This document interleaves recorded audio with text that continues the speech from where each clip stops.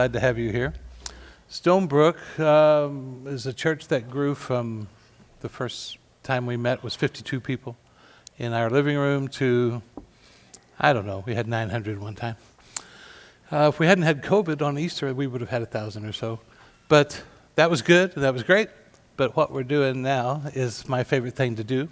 It's something that Jesus did, and I'm not doing it because Jesus did it, just copying that guy. But something he did as his ministry progressed, is he spent a lot more time in close, more intimate settings, talking about more intricate, detailed things about who he was. If you came expecting like a church service, I'm sorry, this is not really a church service, although the word church, does anybody know the Greek word for church? Ecclesia, that's correct. It's nothing special or holy. It simply means a gathering. So this is a gathering of people. And so what we do is there's nothing planned. This is called Jesus Talk. We simply talk about Jesus, but we open it up to ask questions. If people don't have questions, I always have questions we can answer. It's the number one way, frankly, that Jesus taught. He himself asked hundreds and hundreds and hundreds of questions of the people that were around him. I think the number is 183, the number of questions people asked him. The number of questions he answered directly is 3.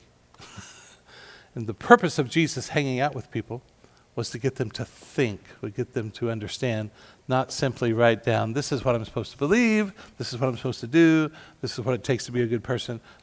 I'm just not interested in that. But I am interested in us learning who Jesus is, discussing it, mulling it over, not being afraid of any subject. This is a place where there is no subject or question that's off limits.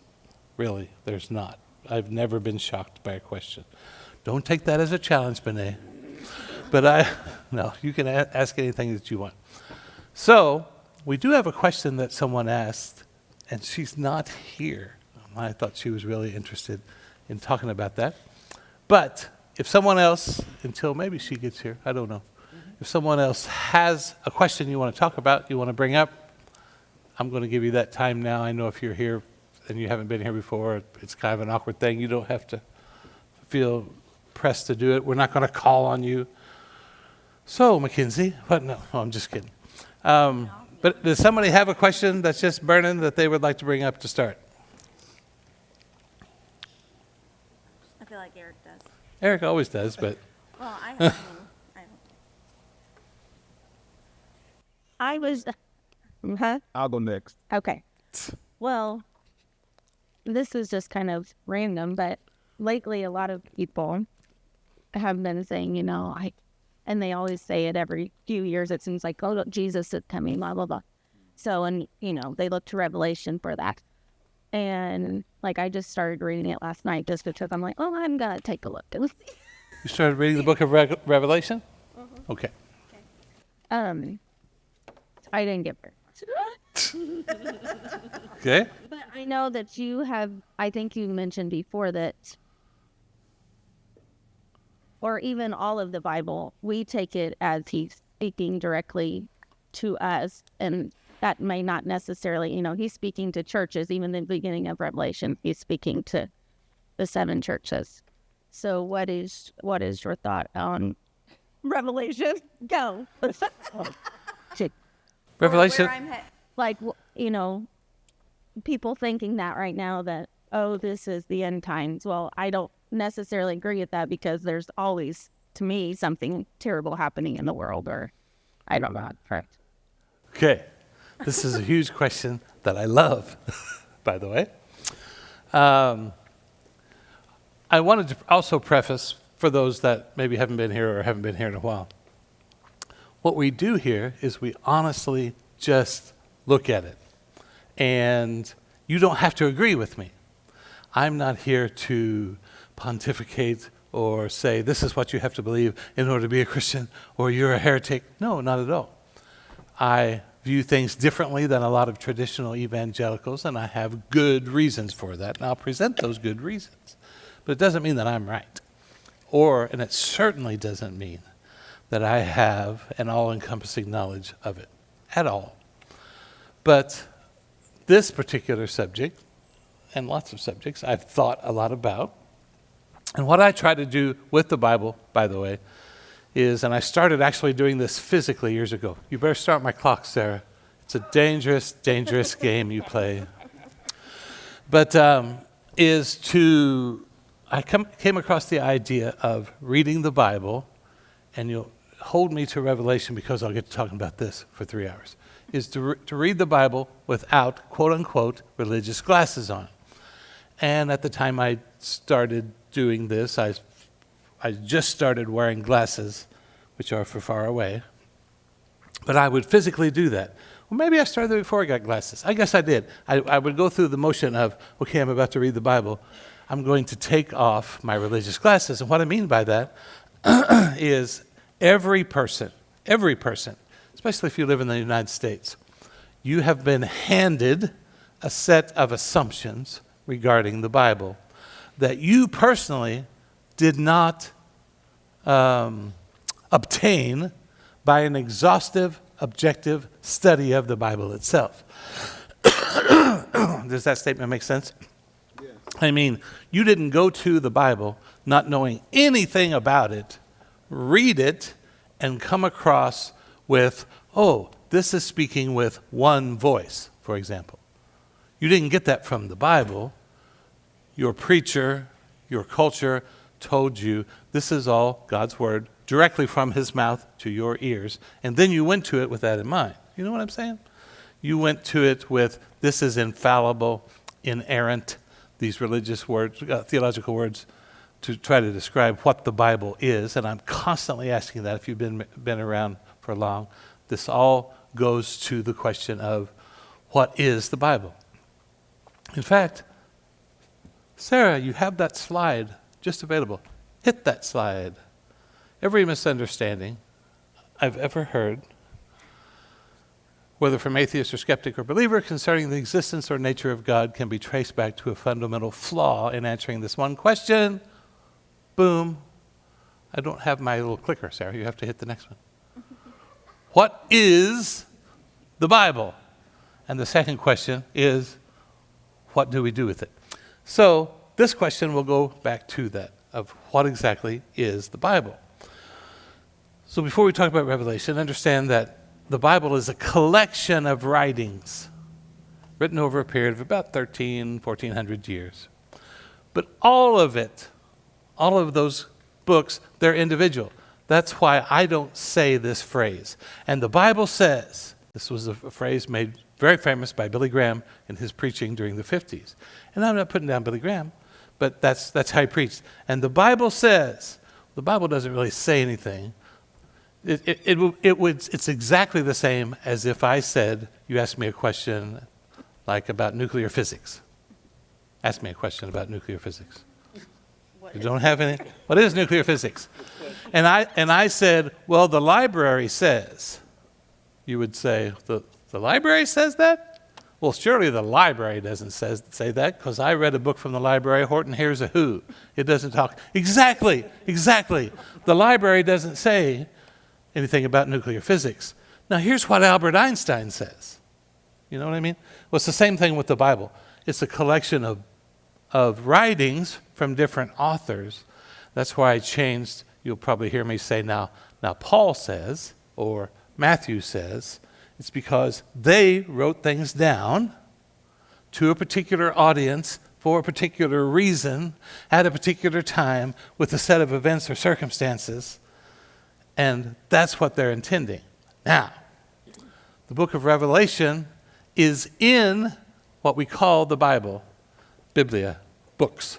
That's all it is. It's a collection of ancient writings. Ancient writings. Revelation was written probably by Jesus' best friend John, okay, who was exiled to an island called Patmos. Some traditions, it's not really, the data isn't really substantial, but some tradition says that they attempted to kill John by boiling him in oil, and he survived. So they said, well, we can't kill him. Let's put him out there where he won't bother people. And so he wrote the book of Revelation and has been bothering people for centuries since then. So you have to understand, you don't have to, but to help you understand, the book of Revelation was written in the 1st century. It was not written to people in the 21st century.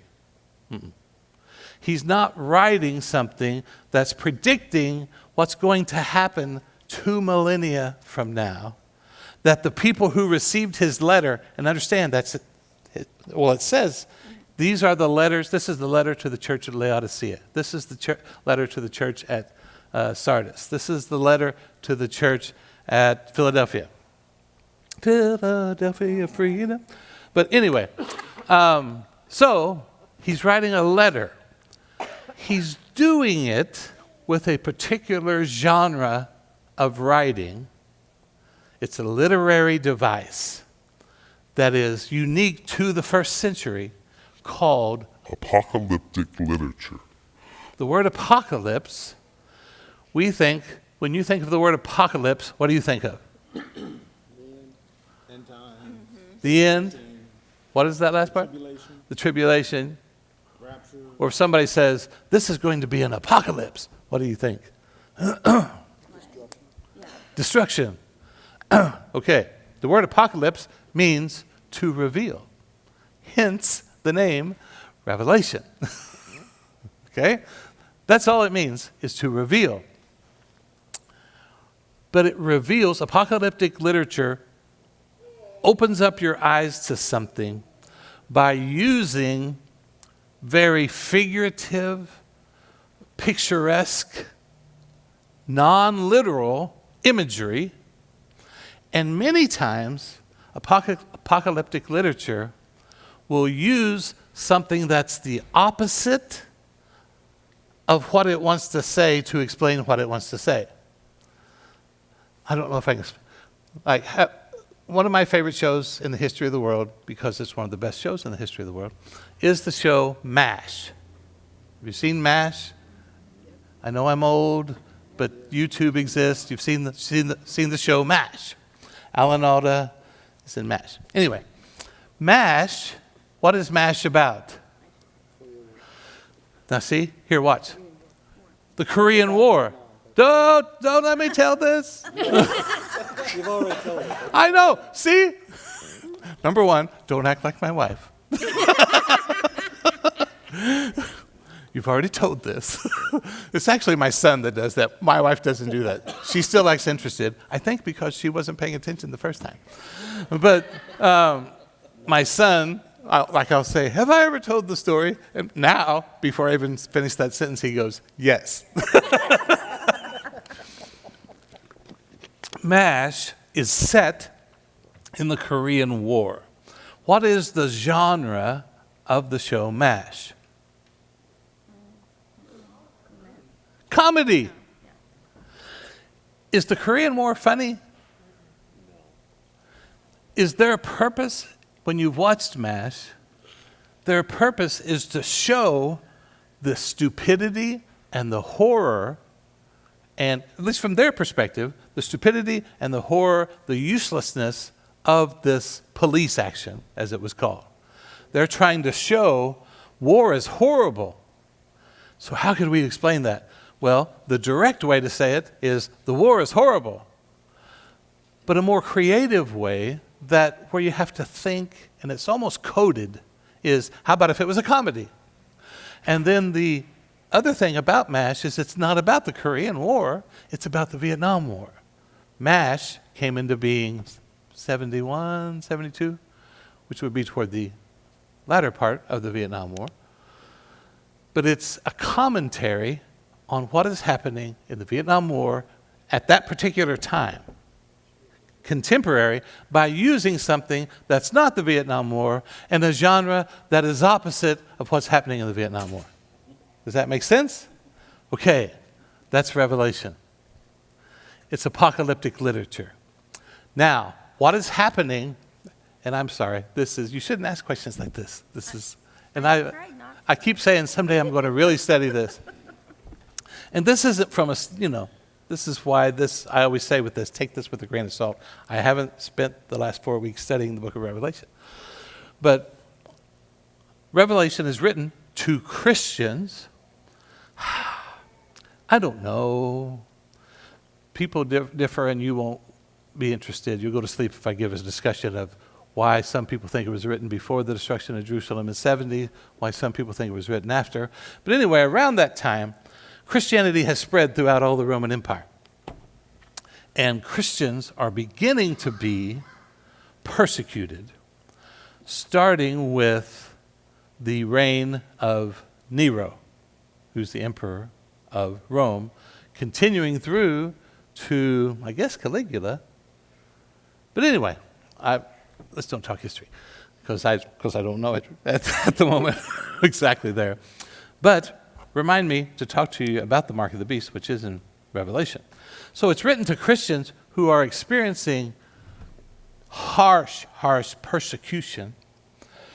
Nero, you know the story. Nero fiddled while Rome burned, but he blamed the burning of Rome on the Christians. And it had already started some, but from that point forward, there was an intense persecution. Nero turned the entire Roman Empire against the Christians, and they were being persecuted. The whole fed to the lions thing. It was just an awful thing they were experiencing.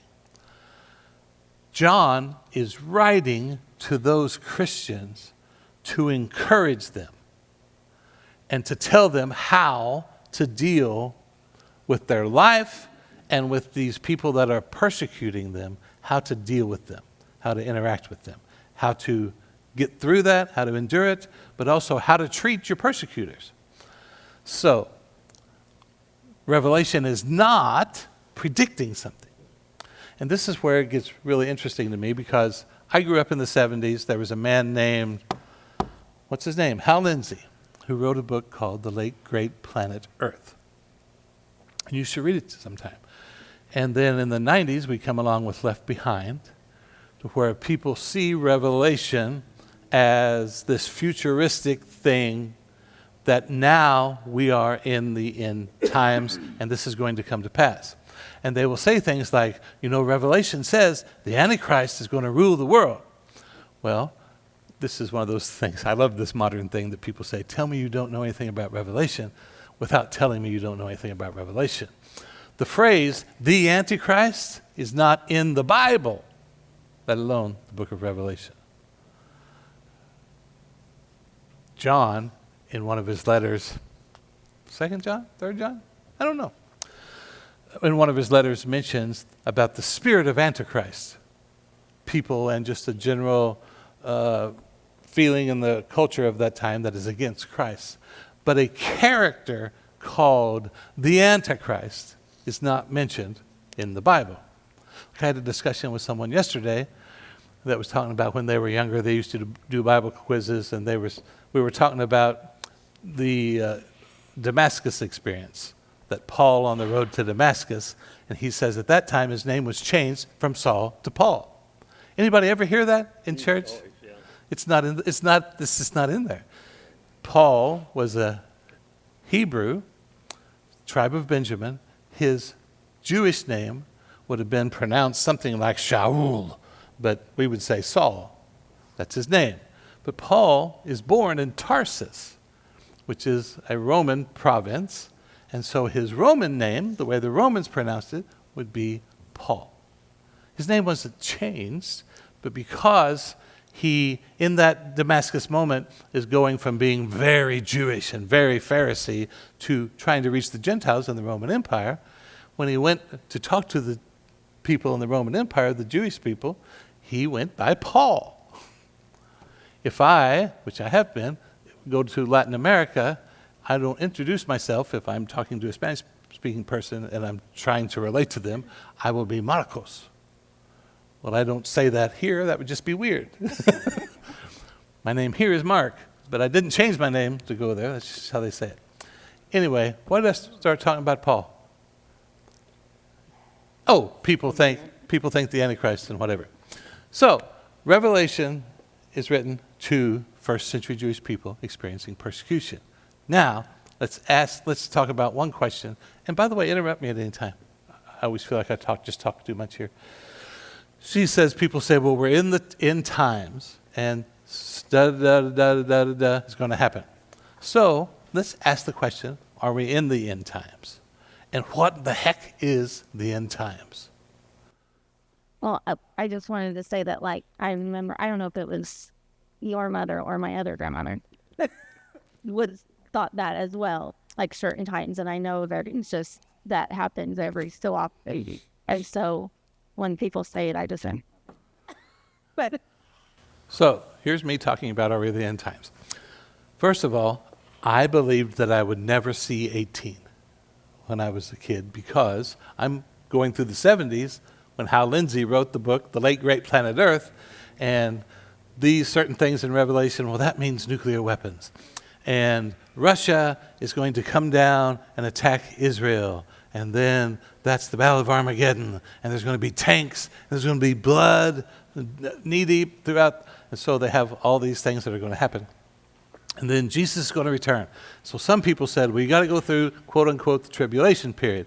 Or, no, we get raptured before the tribulation period. And so I always liked that. I liked that better. So we're going to be raptured. And I was always concerned, well, I don't even know if I'll get married. And you're not supposed to have sex before you get married. So Jesus, if you could at least wait till I can have sex. These are things that evangelical teenagers think. Are you laughing, Benet, because that's funny or because you can relate to that?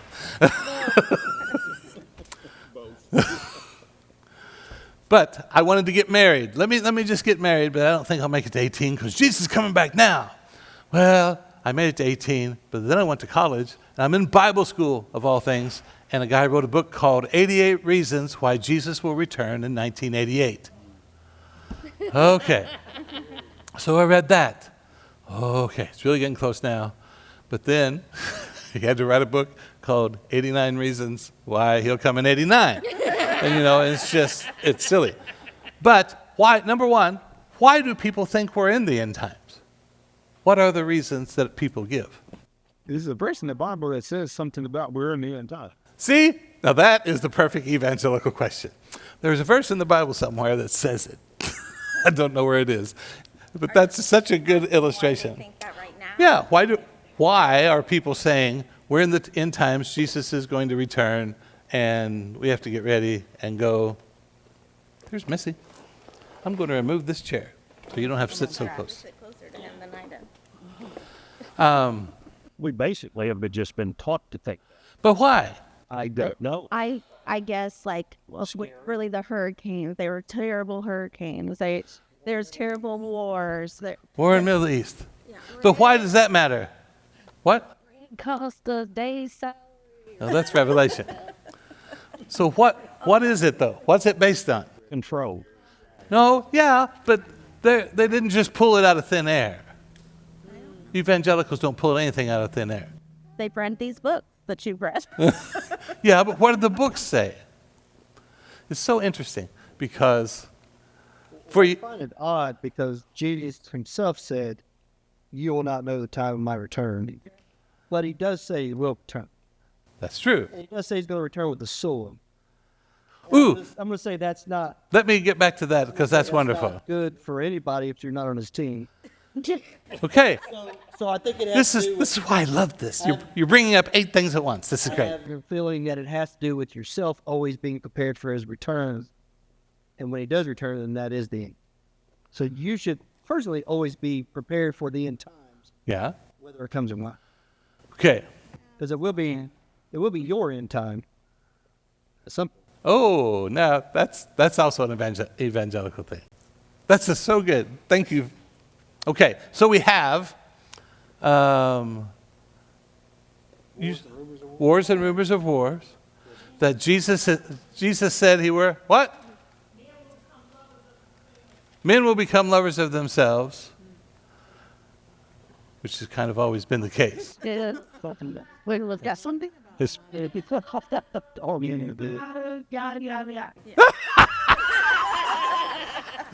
Marty just yada, yada, yada the end times.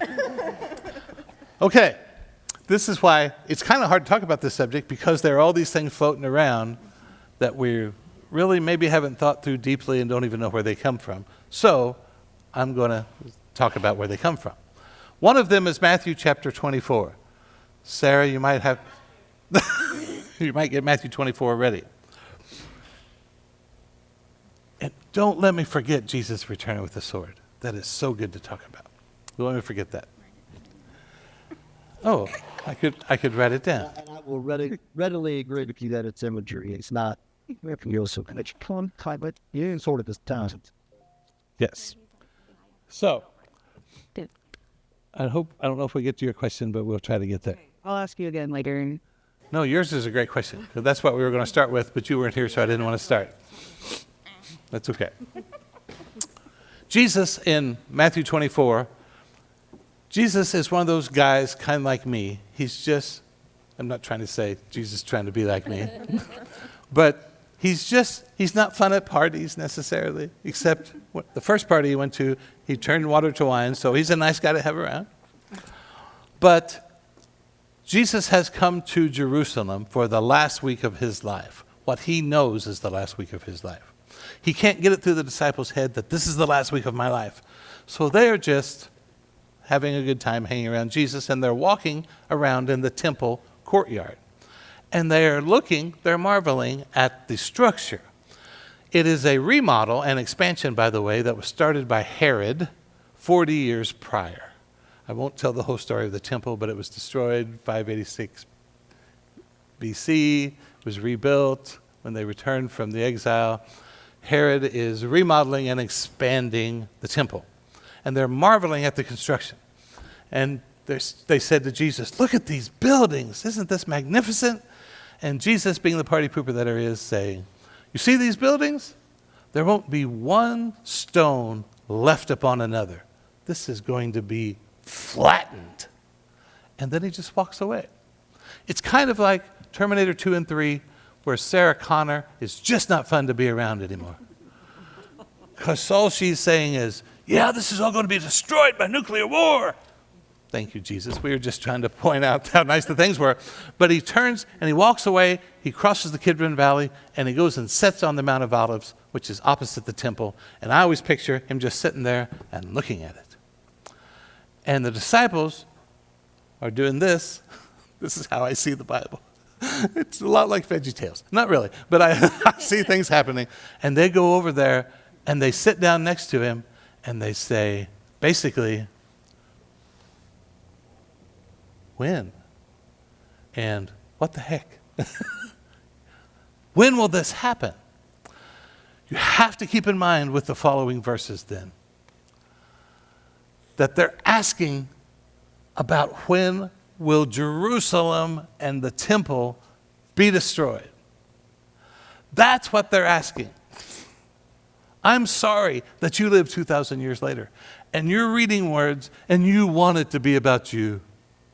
It's not. Why did they care? Why did they care? Yeah. Well, what if I said to you, because let's picture that Waynesville is the center of everything about the United States. Let's say it's Washington, D.C. that we're in. And they're saying, look at the rotunda and the Capitol and the Washington Monument. And I say, this is going to be a wasteland. And just walk away. And I've proven that I can do miraculous things. You would care. To you, it would mean, so our nation's going to be destroyed, and our God must not like us, because to them, everything's centered around the temple. And we were destroyed once before in 586 BC, so this is deja vu all over again. Okay. This is bad. This is catastrophic. Okay? So Jesus answers them and says, beware that no one leads you astray. For many will come in my name, saying, I am Messiah, and they will lead many astray. If I can interject. You can interject. Children, it is the last hour. And as you have heard that Antichrist is coming. So now many Antichrists have come. Therefore, we know that it is the last hour. There you go. That you're in the Antichrist, and there we are in the last days. Out. Does that mean just against Christ? Yeah. So And when was that written? this was written in June of. It's in the first century, First century. written by John. Written by John, same guy that wrote Revelation. Same guy who wrote Revelation. Let's see, in Asia Minor, now Turkey. That's right. And so in view of what you said, how would I? Because the Bible saying the Antichrist is in the Bible, and we're not in the last days, and they show me that verse, I will go. But He didn't say the Antichrist. In fact, he said, well, there's not the Antichrist. Right now, there is many Antichrists. Right. So it's not a character. So again, not a character. It is that Antichrist is coming. he said, you've heard that Antichrist is coming. It's not in the Bible. They had heard that. Well, Oh, So now many Antichrists have come. In other words, just see there. that's why I cut him right at this time. Yeah. Well, this is true, because I was about to say that happened. That's not something that Jesus says, now sometime around 2025, this is going to happen. No, this happened before 70 AD. For example, this is where I know the history and I hate to say things inaccurately. And so I want to go back and get the names, but I won't. Several people, because the Jewish people were expecting a Messiah, and that's important to always keep in mind. They were expecting a Messiah, meaning they were expecting a brand new king who was going to come in, be the leader of the Jewish army that was going to lead a revolt against the Romans, vanquish them, and kick them out of Dodge, kick them out of Israel. That's what the Jewish people were expecting. It's one reason they killed Jesus. Do you want Jesus or Barabbas? It's Barabbas, but I hate, you sound pretentious when you say certain names correctly. So it's Barabbas. Barabbas was a revolutionary who'd been imprisoned by the Roman government for leading people in a revolt militarily against the government. Which one do you want? Give us Barabbas. That's what they wanted, because this Jesus guy is just going around saying, love your enemies. Take their stuff 2 miles when they ask for 1 mile. He's a hippie. Give us a military leader. Okay? That's what they wanted. So, even before and after, and see, notice in Acts chapter 5. Acts chapter 5? Acts chapter 5. When the Jewish leaders, the same people that had crucified Jesus a few weeks before, were dealing with Peter and John, who healed the man in Acts chapter 3 at the gate called Beautiful, going into the temple. And they told him, don't talk about this Jesus guy anymore. So they kept doing it. And so they brought him in and said, didn't we have a discussion about this? You guys aren't listening, so we're going to beat you, which they did. And then they basically were probably going to kill them. And Gamaliel told the rest of the council, just a minute, could you guys give us a minute? Go outside, listen to some music. The adults need to talk. So Gamaliel talks to the rest of the Jewish council and says, now boys, be careful here. Remember, I can't remember the guy's name. Gamaliel remembered because he was living at that time. There was this guy, maybe Judas or somebody, it wasn't Judas the guy that portrayed Jesus, that he led a revolt. And it didn't come to anything. And this other guy, he did this, and now he's one of them, I think, the Roman government actually killed. And they said, you'd be best to leave these people alone, because if they don't have anything substantial, it will come to nothing, just like the others. This is what Jesus is talking about. Messiahs will arise. But if they do have something, you're going to be fighting against God. It was very wise counsel. Gamaliel actually had a school which Paul attended. We get way off subject from Revelation. But the point is, there were messiahs. In 66 CE, AD, the Jews revolted against the Roman Empire. And it was led by military leaders, but certain messiahs. In fact, the final stand, Rome said, we've had enough of this crap.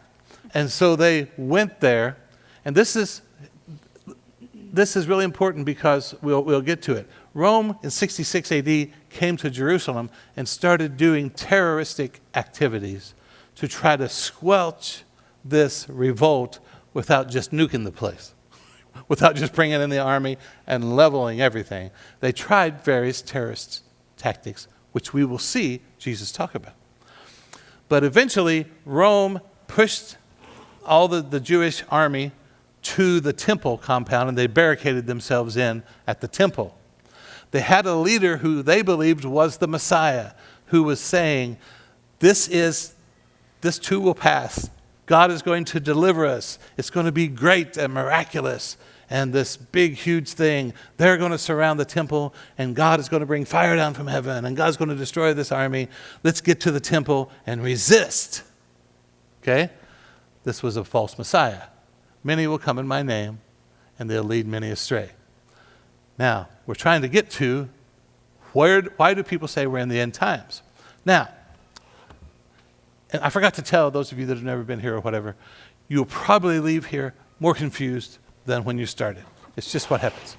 It's what happened to Jesus' ministry. I don't know why people get upset when they're like, I listened to that guy and I know less than I did when I started. That's his disciples hung around him for 3.5 years and still didn't get it. So let's put this over here for a second. Okay? The temple's going to be destroyed. When is this going to happen? They're asking.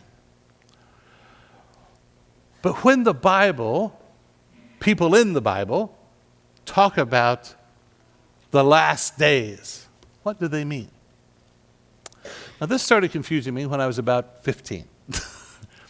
In the book of Acts, chapter 2, the disciples are hanging out 50 days after the resurrection, 50 days after the crucifixion of Jesus. The day of Pentecost, they were all in one accord in one place, so we always make the joke. The disciples were little bitty guys because 120 of them could fit in one accord. Honda. So, and I used to think, here's where I used to joke about the only state that is mentioned in the Bible. Do you know the only state? Noah looked out of the ark and saw. But that's not in the Bible. I thought it was for years. Noah looked out of the ark and saw. Arkansas. We're waiting. Are you with us now? But anyway, that's not in the Bible. But anyway, they're sitting in the upper room. They're all filled with the Holy Spirit, begin to speak with other tongues, sound of a rushing wind, flames of fire. Cool, wild things are happening. And a crowd gathers outside. And so this sort of spills out of the room, and a crowd gathers and says, hey, you all are drunk, and things like that. And so Peter begins to preach, and he reaches back. This is called midrash. I talk about midrash from time to time. He reaches back into an Old Testament passage that his audience would be familiar with because they're all Jewish men who have come to Jerusalem for the Feast of Pentecost. They are from all over the Roman Empire. They are from what we call the diaspora. They, sometime in the 8th century BC, they were scattered throughout the Roman, at the time, the Assyrian Empire. Anyway, they're still Jewish, and they come back to Jerusalem, and they're asking questions about this. What is this? This is strange. We hear them speaking in our native languages, not meaning Hebrew. They're speaking in all these other languages where we're from. This is wild. And some people said, well, they're just drunk. Again, one of my favorite passages in the Bible where Peter said, well, these guys aren't drunk. It's just 9 a.m. If you'll come back at 5, John and Andrew will be smashed. But it's 9. That's not what it says. I'm just kidding. But so Peter begins to preach and explain what this phenomenon is. And he says, this is what was prophesied. We won't talk today about what the word prophecy means. Doesn't necessarily mean predicted. But this is what Joel said, the prophet Joel. In the last days, my spirit will be poured out upon all flesh. Your sons and your daughters will prophesy. In other words, speak under inspiration of the Holy Spirit. In other words, everybody will. In the Old Testament, the king, the priest, and the prophet were anointed by God to do specific jobs. If you were just a normal person, you had no hope of knowing God yourself or having any anointing or power from God. It came from the priest, the prophet, and the king. They were specially anointed for their particular things. But Joel is saying, no, there's going to come a time where God's Spirit will be on everybody. And everybody will be able to hear from God. And they'll be able to speak with God's authority. My sons and daughters, and on my servants and on my handmaids, I will pour out my Spirit in the last days. This will come to pass in the last days. And then he says, the sun will be darkened. The moon will be turned to blood. What else does it say? Read. Before the day of the Lord comes, a great and magnificent day. And it shall come to pass that everyone who calls upon the name of the Lord shall be saved. Okay, but read the part before about the sun. That's the good part. Let me see. Okay. And I will show wonders in the heavens above and signs on the earth below. Blood, fire, and vapor of smoke. The sun shall be turned to darkness and the moon to blood before the day of the Lord comes. Okay, right there. Now, if you've never been scared out of your britches in a youth camp by that passage, you just haven't lived. Because, and there's so many times where the moon would be kind of red, and you'd be like, oh, Lord, forgive me of all my sins. Because you thought, oh, Jesus is coming. The moon's red. And understand what nationality is the guy speaking at this moment in Acts chapter 2. He's Jewish. He's quoting a Jewish dude from hundreds of years prior. The Hebrews are dramatic. And they don't just say, so this is it. It's been nice knowing you. It's over. They say things like, the sun will be darkened. The moon will be turned to blood. They're saying, when the last days, this will come to pass in the last days. This is where Mark is a teenager again. Yes, Mark. So, the last days was 2,000 years ago? I thought you said it was now. Jesus could come any minute because we're in the last days. But Peter said that was the last days. No, you're misunderstanding, Mark. Well, maybe Peter's misunderstanding, but that's what that man said. What he's saying, and I did an entire series on this, multiple times, and I've talked about this a lot. I did a series called The End of the World as We Know It. When we had Big Stone Brook Band and everything, we started with the REM song. It's the end. No, that's not. Yeah, that's the REM. But anyway, Peter is saying, he's reinterpreting what Joel is saying, but Joel is using it kind of in the same way, that this is the end of the world as we know it. Okay? And I feel fine. Peter is saying the old way where you had to go to a temple and you had to sacrifice and you had to do all these things, this is the end of that. We don't need that anymore. The Holy Spirit's inside of us now. We're speaking directly with God in us. This is the end of the world as we've known it. This is brand new. This is the end times. This is the last days of the old way. Can you imagine a car stick flames? Am I still supposed to be imagining? Yeah, I can. Oh, absolutely. For millennia, people have thought, okay, the gods must be crazy. You remember that movie from the early 80s maybe? Anyway, so Peter says that's the end times. That's the last days. It's the end of the world as we know it. Jesus is going to use some similar imagery. In the last, Sarah did, she has Acts up there. Okay, take me back to Jesus at Matthew chapter 24. Jesus is answering the question, when is this going to happen? When's what going to happen? When is the temple going to be destroyed. He says, Messiahs will come in my name. And here, look at this. Is that where we stopped? Oh, but that's a good one. Many false prophets will arise.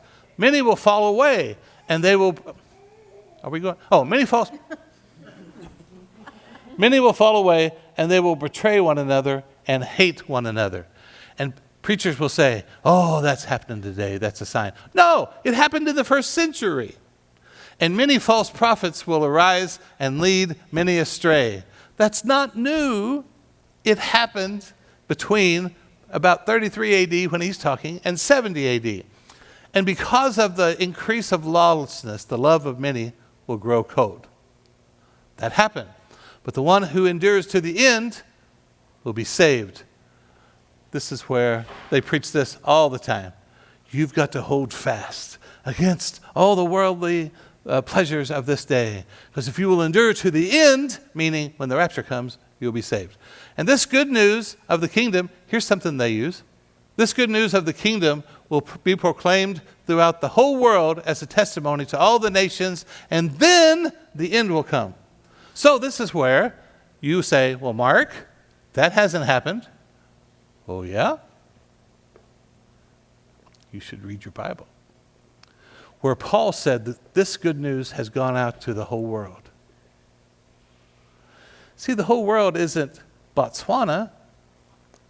They're not sure, they don't know anything about Botswana. To them, the whole world is the Roman Empire.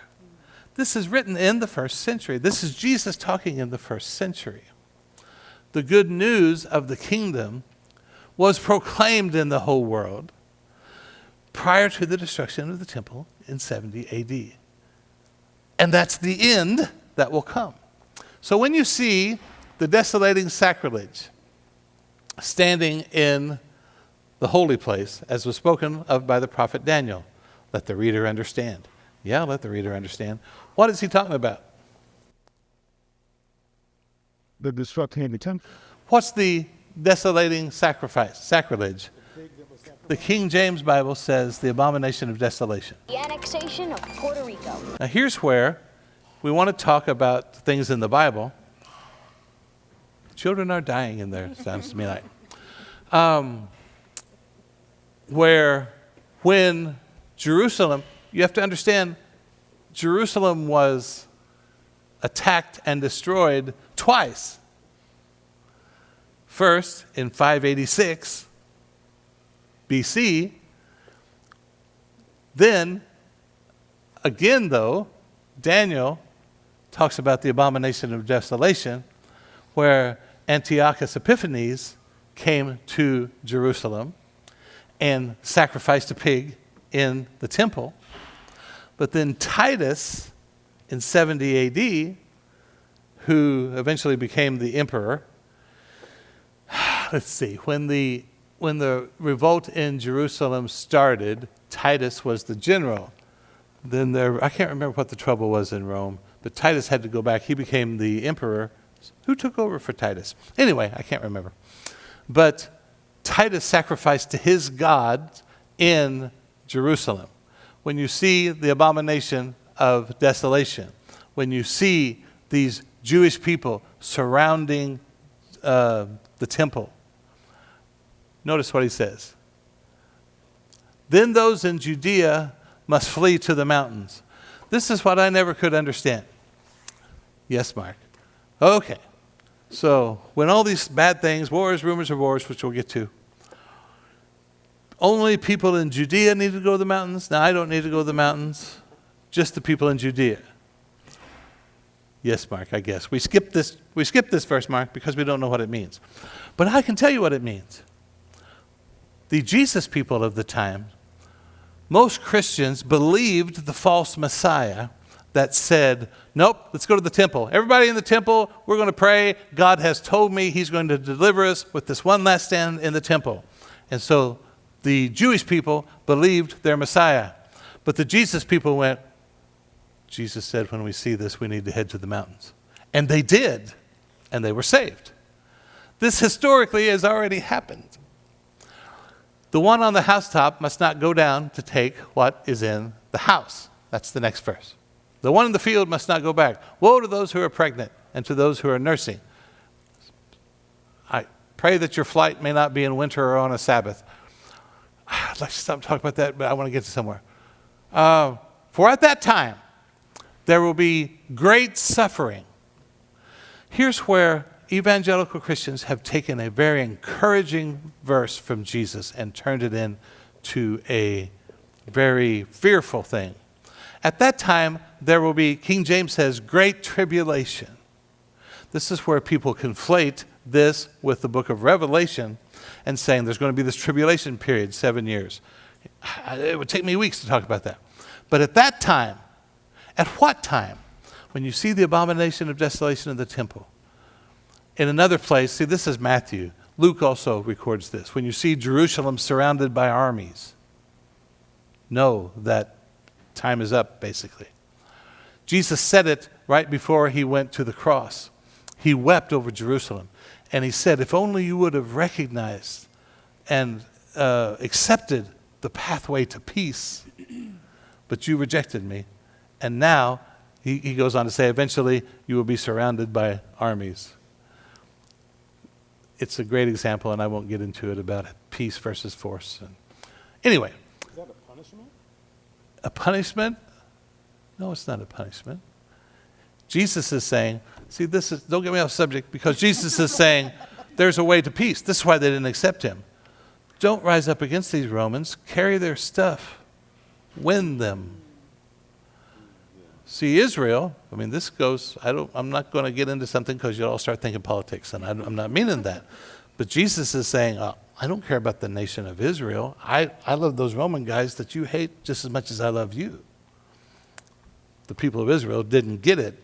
Well, no, wait, we're God's chosen people. You're supposed to kick them out. You're not doing it right. You're not doing the Messiah thing right. It's the whole reason that Judas, which is your question, I believe, betrayed him. But that's a whole other story.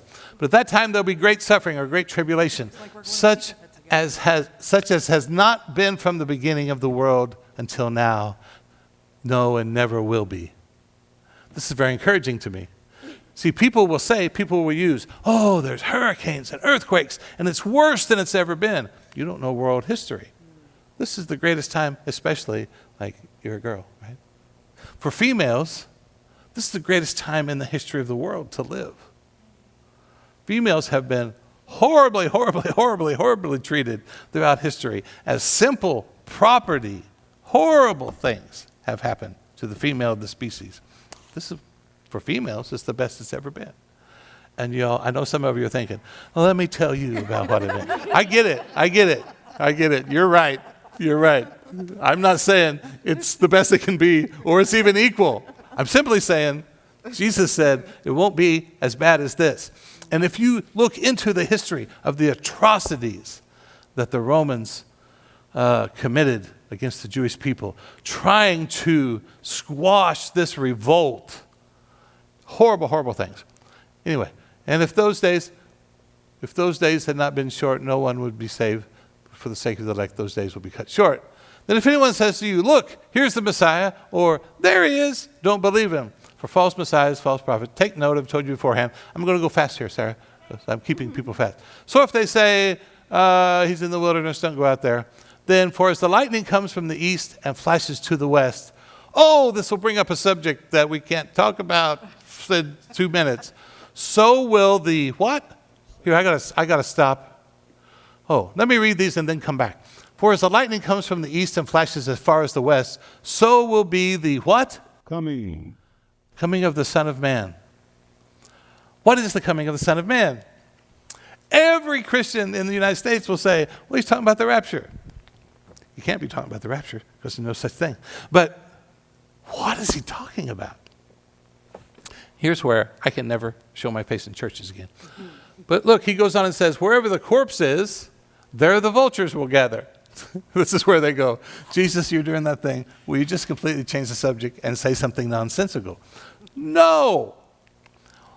The Roman people, the Roman army came into the city of Jerusalem and began to commit these terrorist activities. And I can't remember if he talks about it in Matthew or not, but it's where Jesus says, 2 will be lying in bed.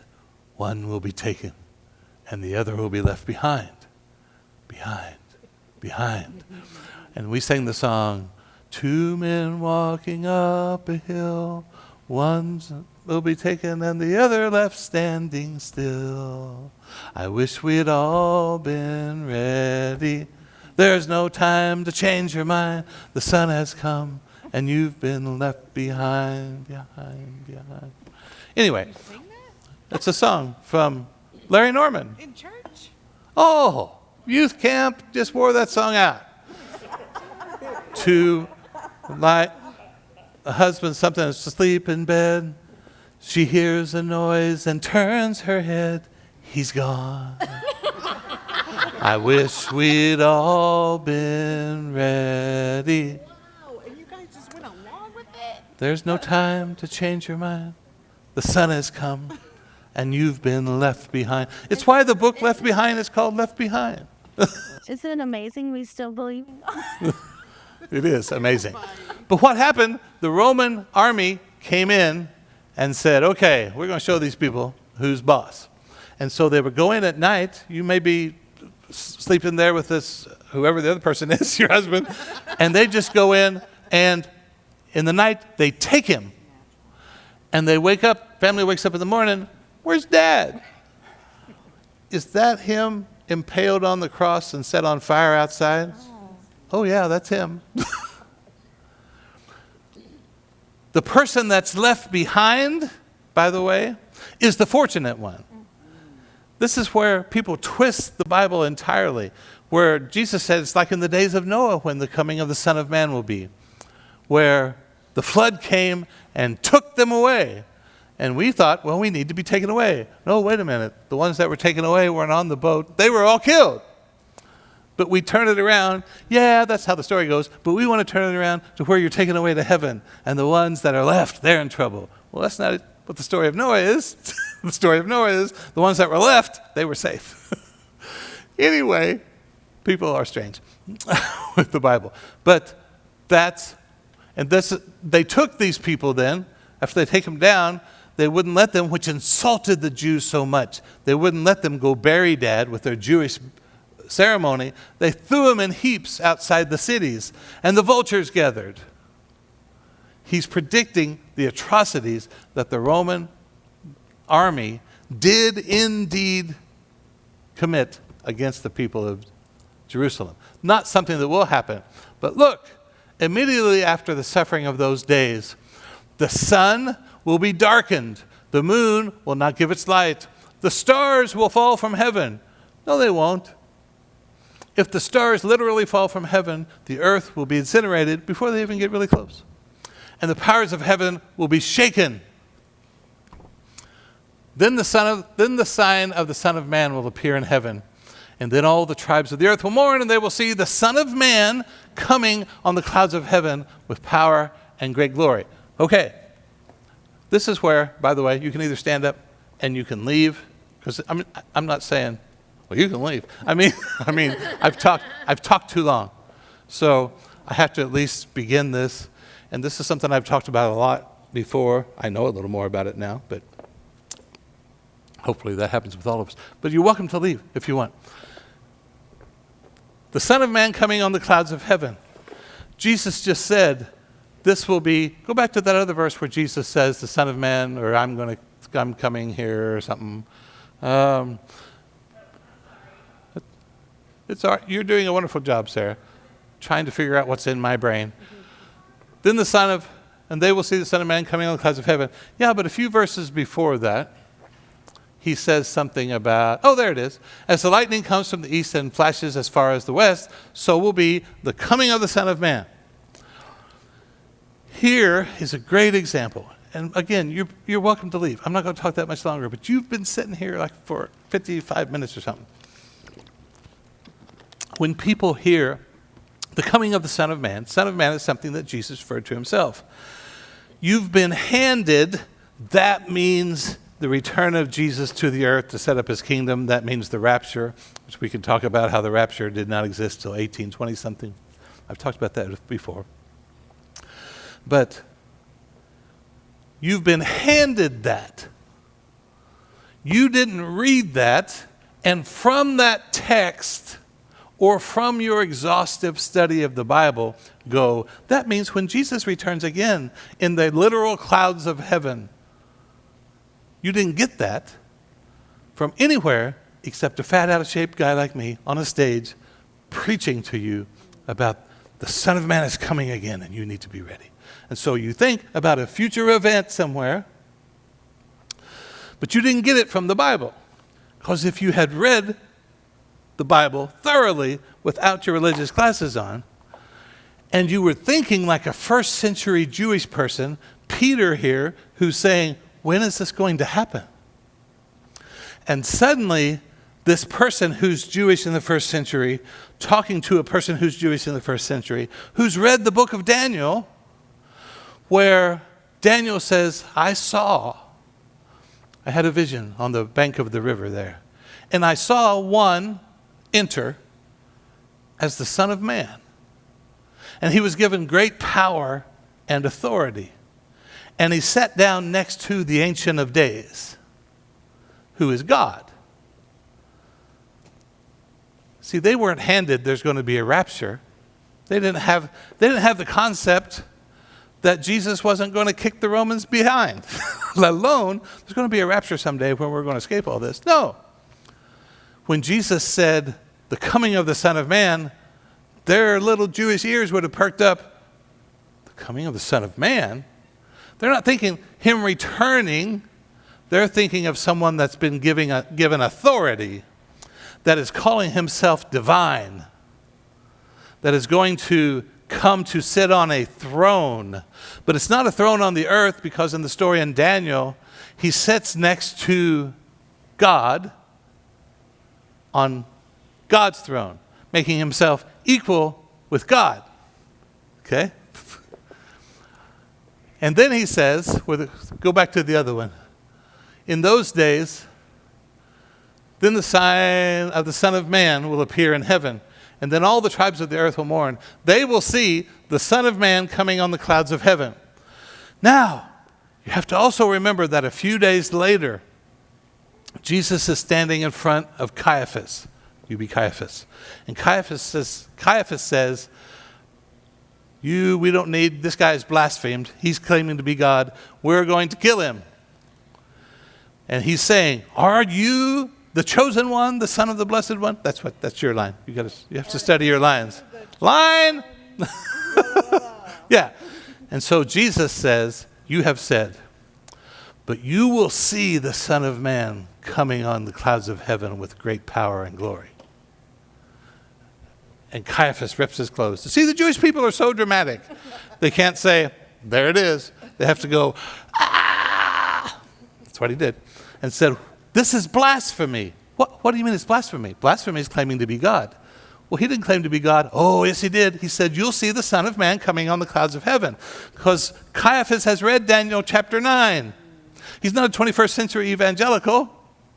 But Jesus said, you will see it.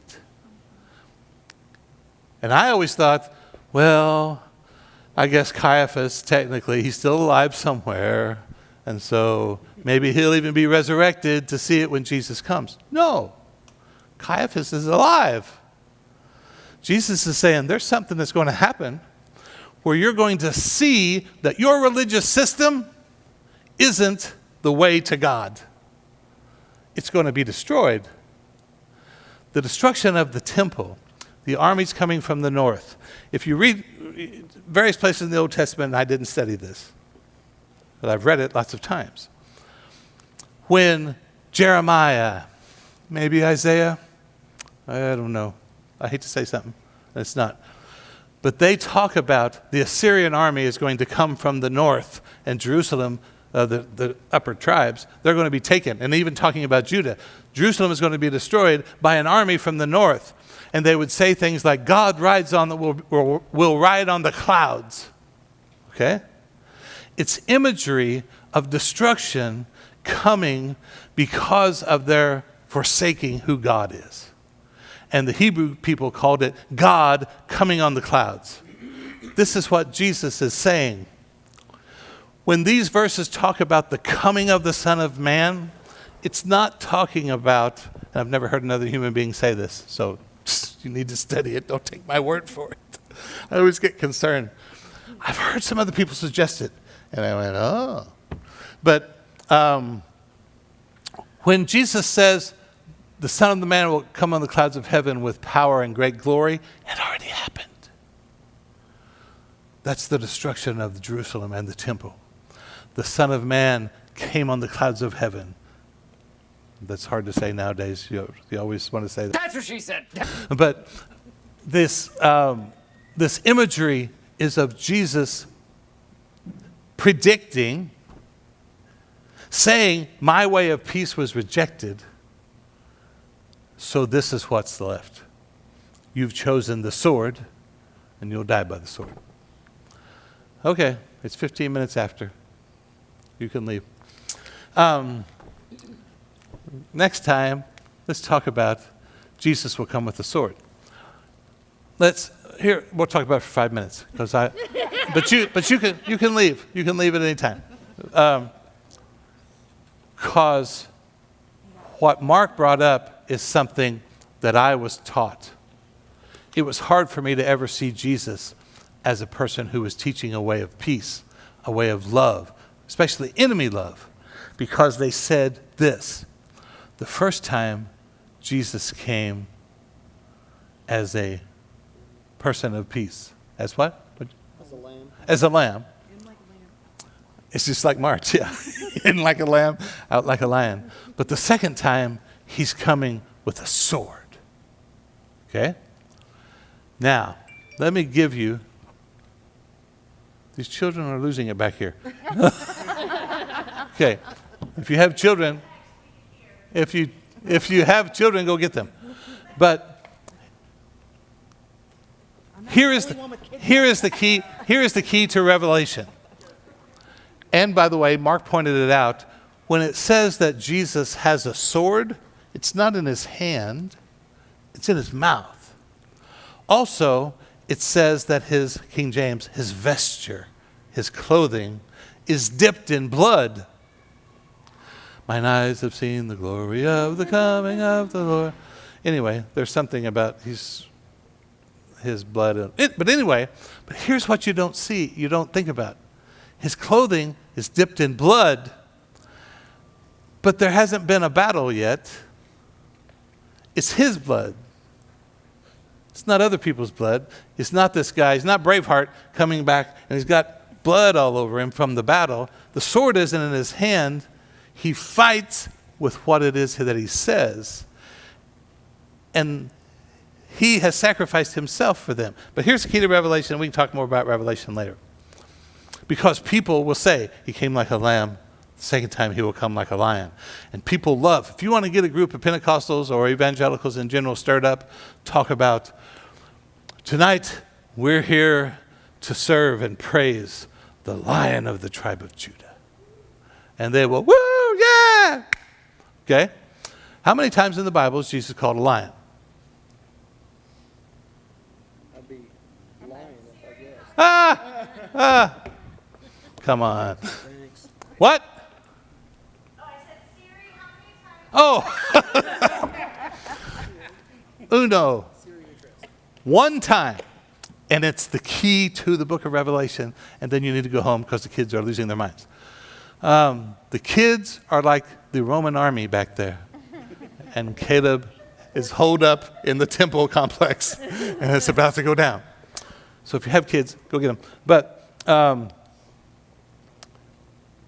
John, several times through the book of Revelation, you will hear John hear something. I mean, you'll read, John I heard this. And then it'll say, I turned and I saw. John is contrasting. Here is what is the general consensus of what God is like. Remember, Jesus came to show what you think about God isn't right. This is what God is like. God's like me. God sacrifices himself for his enemies. But John, there's this whole sequence where you be God, and a book was delivered in God's right hand, and I love to talk about what the book means. And John says, I wept, because it was saying, no one is found worthy to open the book and to open its seals. The book represents what God is like. This is the book of the knowledge of God. This is who God is. It's in his right hand. And John says, I wept, King James, bitterly. I wept bitterly, because no one was found worthy. And I heard a voice say, weep not, for the Lion of the tribe of Judah has prevailed to open the book and open its seals and to read the book. Okay? The Lion of the tribe of Judah. The next verse says, I turned and I looked and I saw in the midst of the throne a lamb as it had been slain. That's the book of Revelation. The entire purpose of the book of Revelation is, you know of God like this, but let me turn you to look. He's not a lion. He's a lamb. The way he overcomes is not with a sword, is he dies for his enemies. It's the entire book of Revelation. Okay, go home.